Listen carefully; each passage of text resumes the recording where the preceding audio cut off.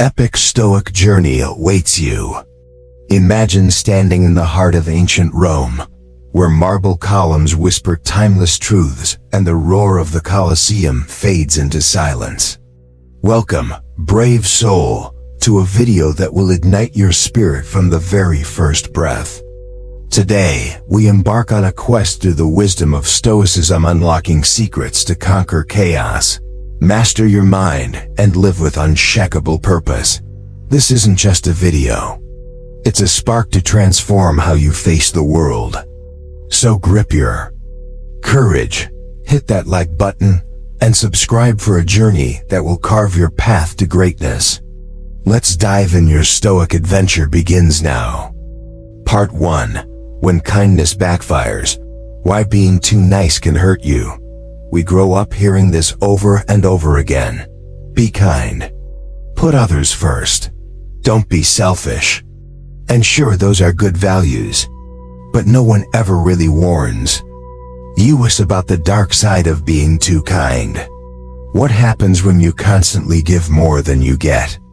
What if your generosity ends up leaving you drained, exhausted, and even resentful? Today, we're diving into 8 hidden dangers of being too nice and 4 powerful Stoic-inspired ways to protect yourself. Let's get into it. 1. You'll set unrealistic expectations for people. One of the earliest traps kind people fall into is expecting others to be just as giving, thoughtful, or selfless in return. That sounds fair, right? But the Stoics, especially Epictetus, warned against this very thinking.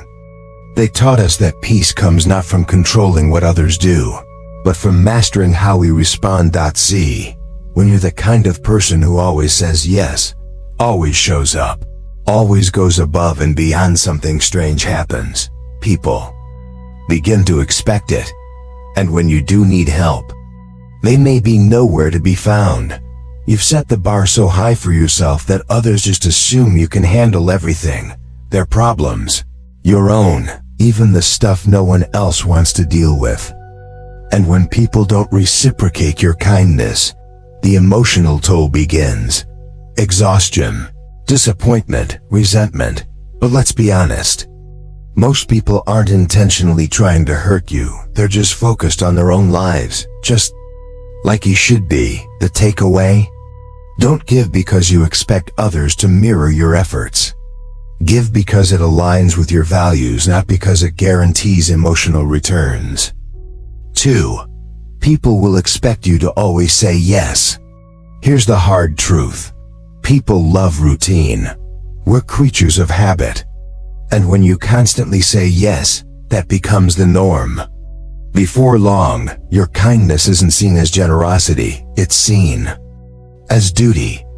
People get comfortable, and you become the one they always turn to when something needs to be done. This is where Stoic moderation becomes essential. Marcus Aurelius reminds us that real worth lies in acting with virtue and logic, not in pleasing everyone. Giving too much disrupts your balance, drains your energy, and makes it almost impossible to show up for yourself. When others rely on you so much that they stop taking responsibility for their own problems, you're not helping anymore, you're enabling. And let's be clear, people will rarely stop you to say, "Hey, are you okay? Are you giving too much?" That's something you have to recognize.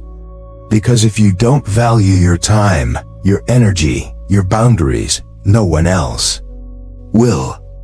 3. Your own goals will get pushed aside. This one stings, especially for the people who pride themselves on being dependable. If you're always available for others, you're often unavailable for yourself. The Stoics believed in living a life of virtue, and that includes honoring your own path.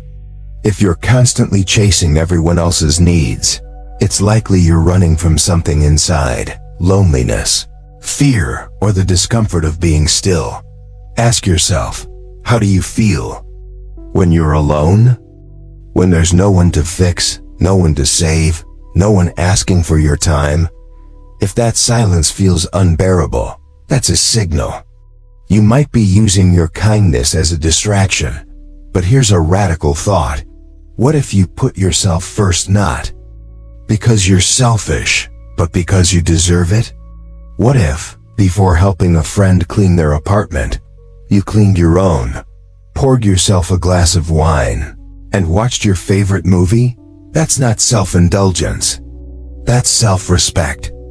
And it's non-negotiable. 4. People might see you as weak. It sounds harsh, but it's real. Being overly kind without boundaries doesn't always earn respect. Sometimes it earns pity. Or worse, exploitation. When you're the go-to person for favors, errands, emotional dumping, or last-minute work crises, people start to see you as someone who can't say no. And over time, they lose respect for you, not because you're unkind, but because you're predictable. The Stoics were clear about this. Self-discipline earns admiration. Boundaries build character. Saying no not out of anger, but out of calm self-control is a power move. Ironically, the first time you say no, you might shock some people. You'll hear, "What's gotten into you?" or "You've changed." But something else will happen too. People will start to respect you.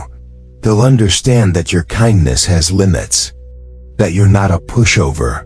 You'll still be kind. You'll still be generous. But now you'll be in charge. 5. You'll attract people who only want to take. It's a painful realization, but the more you give without limits, the more you'll attract people who are only interested in what they can get. And these aren't the people who show up when you're down. They're the ones who vanish as soon as the favors stop.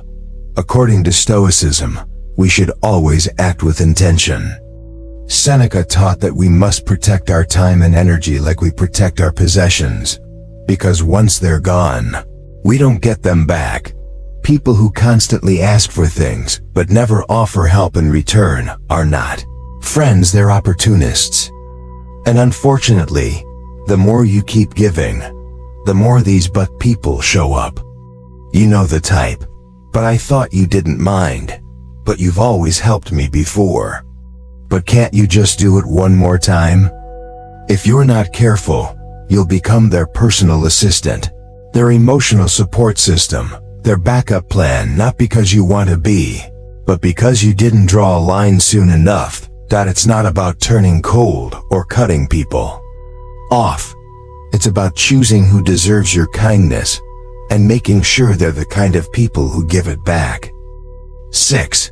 You'll repel the givers and attract the takers. The energy you put out into the world always comes back to you, but not always in the way you think. When you're constantly overgiving, you slowly deplete yourself. Your energy shifts. You start vibrating on a lower frequency, not because you're negative, but because you're worn down. And guess what? That attracts people who operate in that same low space. The complainers, the pessimists, the emotional black holes. Meanwhile, the healthy, high-energy, generous people you actually want in your life. They sense your imbalance and often steer clear. Why? Because they can tell you're drained. You're giving from emptiness, not abundance. And that kind of energy doesn't build strong, reciprocal relationships. The Stoics would remind us, you become what you tolerate. If you're always surrounded by takers, ask yourself, what are you signaling? Are you setting a standard that says, this is all I'm worth? Remember, generosity should uplift you, not sink you. And if your kindness starts feeling more like a trap than a virtue, that's your cue to pause and reset. 7. You might develop unhealthy coping mechanisms. Here's something people rarely talk about. Overgivers often develop bad habits, not because they're weak, but because they're overwhelmed. When you're constantly drained, your mind looks for relief. For some, it's wine. For others, it's binge eating, shopping, gambling, scrolling endlessly on social media. Whatever it is, it becomes a release valve for the pressure of always being the nice one. The Stoics valued temperance, the ability to stay balanced and in control of one's desires. But when you're always in caretaker mode, your own needs get pushed down until they explode in unhealthy ways. Here's how it might start. A drink to take the edge off. A shopping spree to reward yourself for helping everyone. A few skipped meals because you were too busy saying yes to someone else. Before you know it, you're not just tired, you're spiraling. And when someone close to you points it out, your first reaction might be defensiveness. I'm fine, I'm just helping people. But deep down, you know something's off. Listen, your instincts matter. And so do the people who care about you. When they tell you you're burning out, don't shut them out. Thank them. Because that's real love and the beginning of healing. 8. People will be suspicious of your kindness. It sounds absurd, but it's true. If you're consistently generous in a world that's grown cynical, people start to question your motives. Why are you so nice? What's in it for you? Are you trying to manipulate me? It's ironic, isn't it? You give with a pure heart, but because true kindness is so rare, it freaks people out. And this skepticism isn't always cruel, it's just human nature. Most people are used to hidden agendas, not genuine care. The Stoics teach us not to be attached to how others see us. Epictetus said that we should focus on living in accordance with our own values, regardless of the opinions around us. So, yes, some people will be suspicious. That doesn't mean you should stop being kind. It just means you should be kind with boundaries. Kind with wisdom. Kind without expectations. Because in a world full of manipulation, true generosity shines. But only if you protect its source, you. Part 2. 4 Stoic strategies to stop people from taking advantage of you. So far, we've explored the hidden dangers of being too kind, how it can drain your energy, attract users, distort your identity, and even lead to bad habits. But here's the thing. You don't have to become cold, distant, or bitter to protect yourself. Kindness with boundaries is still kindness. It's the kind of strength the Stoics admired, not soft or naive, but grounded, self-respecting, and wise. Now, let's look at 4 Stoic-inspired strategies to stop others from taking advantage of you without changing the essence of who you are. Strategy 1. Pay attention to how you feel. It's always telling you something. We've been taught that emotions are either a sign of weakness or something to suppress. But Stoicism doesn't say to ignore your emotions, it says to understand them. Self-awareness is a cornerstone of Stoic practice.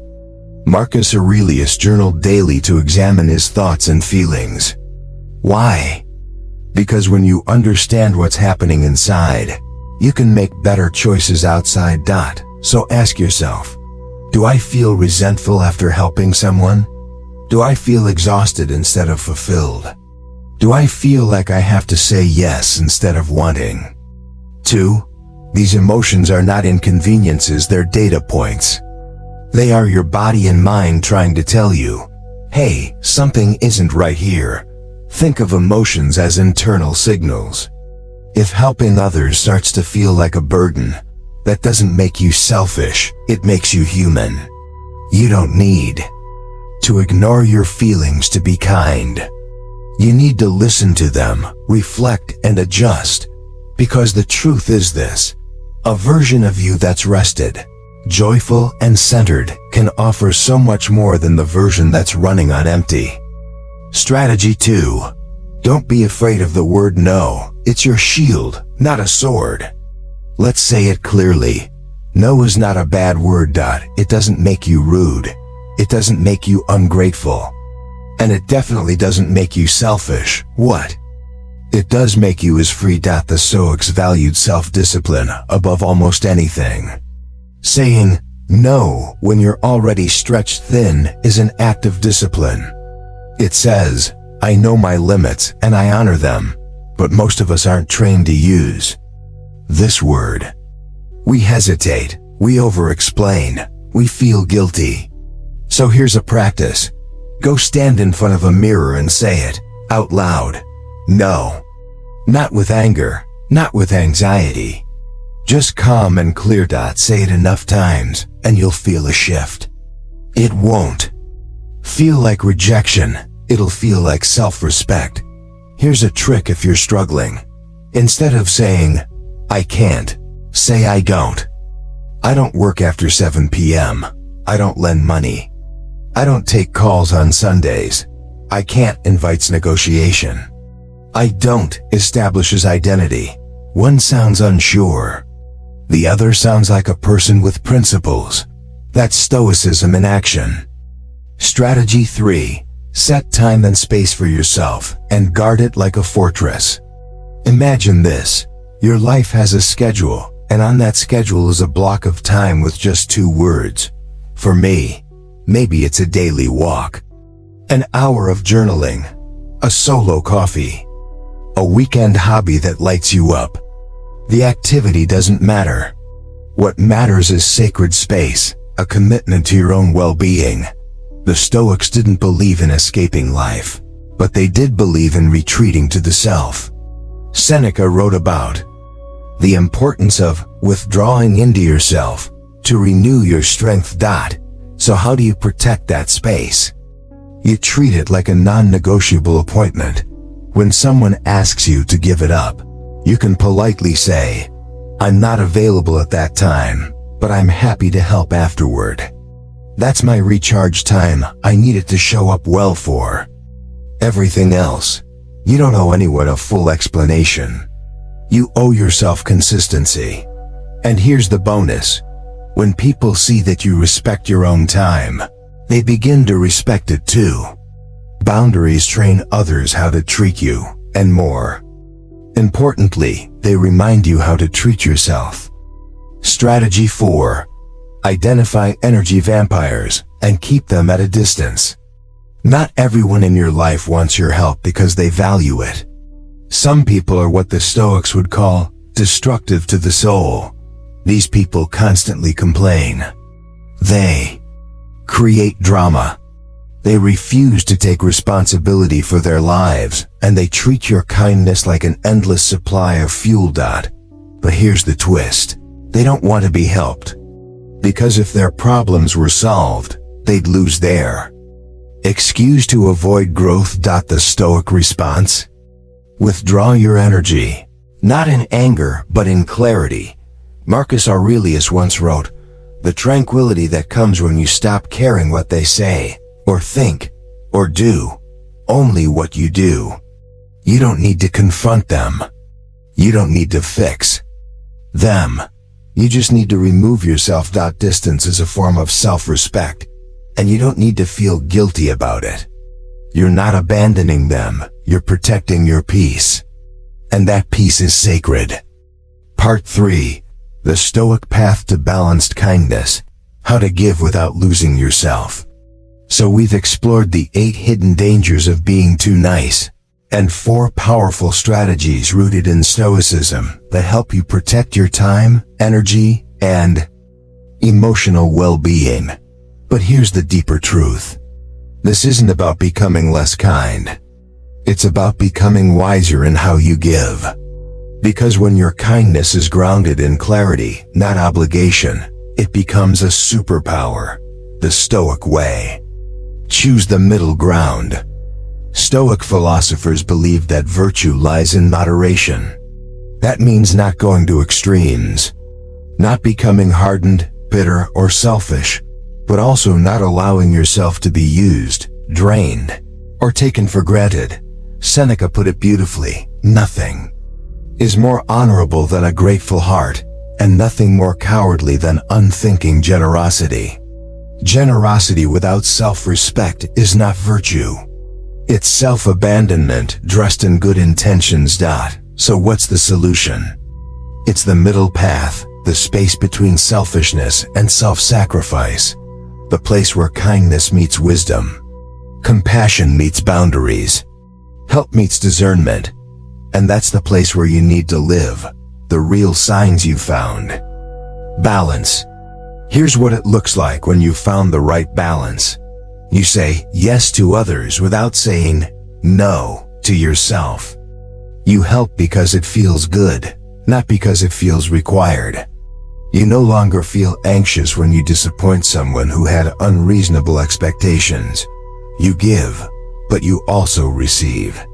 You leave interactions feeling energized, not emptied. And here's the best part. When you start honoring your own needs, the right people begin to show up in your life. People who respect your time. People who ask instead of demand. People who appreciate your generosity and don't expect it on tap. This is not magic. It's Stoic logic. A quick test to see if you're giving too much. Here's a simple mental check-in you can use daily. Ask yourself, am I giving from a place of peace or from pressure? Will I feel resentful after this? Would I still say yes if I knew the answer would never come back to me? Am I treating myself with the same level of care I offer others? If any of these answers raise a red flag, that's your sign to pause and realign. Stoicism teaches us to observe ourselves honestly. This isn't about guilt or blame, it's about being awake, present, intentional. When saying no is the most loving thing you can do. There's one final idea that might surprise you. Sometimes saying no is more loving than saying yes. Because when you say no to people who are over-reliant, you're giving them a gift, the chance to grow, take responsibility, and rise on their own. You're not withholding kindness. You're offering a higher kind of it. It's the kind of love that doesn't enable weakness. It encourages strength. The kind of love that says, I believe you are capable, even without my constant help. That's powerful. That's Stoic. That's the kind of strength the world really needs. Final thoughts. Protect the fire, don't let it burn you. Your kindness is a fire. It can warm people. It can light the way. It can even save lives. But if you don't protect, and if you let everyone take from it without pause, it will burn you down from the inside out. So set boundaries, not to close yourself off, but to keep your flame steady. Let people feel your warmth, but never let them control the fire.